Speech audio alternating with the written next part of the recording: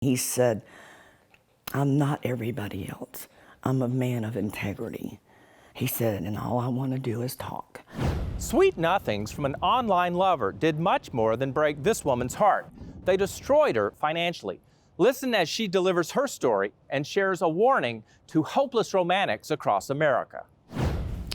And I knew, something just told me when I sent that $4,000 that was the biggest mistake of my life. And that's an understatement. Donna had already sold her home and sent $80,000 to a man she had never met, convinced they were in love and would soon be together. I had about $400 left, and it was cold, so I went and got him some clothes. And then he said, I'm not coming to Georgia. It was all too clear. Donna had been swindled out of thousands. And the reality is, this type of scam happens more than you think. These are people that believe in true love, and they think they found it.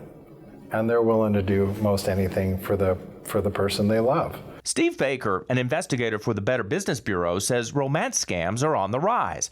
Con artists stole more than $500 million from folks just looking for love in 2019, and that on average, 1 in 10 will fall for an imposter scam. I've had victims who received a text message every morning when they woke up telling them how much this person loved them, which is really powerful stuff for somebody. So after a few months, people they fall in love. They really convinced this is a real person. And in Donna's case, the pictures her boyfriend sent to her were of a real person. They just weren't him. Okay, guys, so this is what I want to do. I want to talk to you about money today, not sales.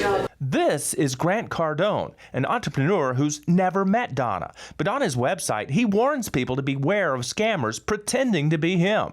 For Donna, this warning came too late. I cried like I've never cried before. And I couldn't tell anybody. But she did call the police and filed a report.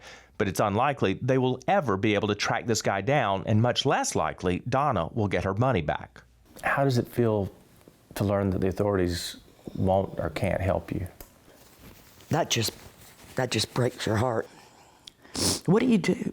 Desperate for help, Donna reached out to Inside Investigations. So while we were at her home, we went online to reach out to Steve. This is Dale Cardwell with Inside Investigation. Who are you really, and how do you sleep at night? This imposter took the bait, but he didn't want to talk to me, especially after I told him to give Donna her money. What do you want to say to her? She's here.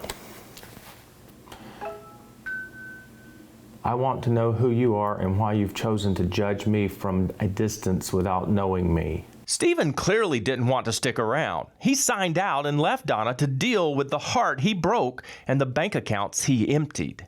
What would you say to someone watching this who would think, that could never happen to me, and I can't imagine that she would have done that? Don't kid yourself. They know all the right things to say, all the right things to do, and convince you that, you're the world and they're going to provide everything on a pedestal.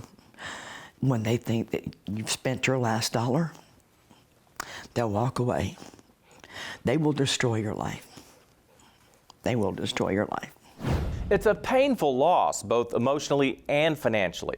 Going forward, the cardinal rule when it comes to romance, if they ask for money and you've never even met, it's probably not meant to be.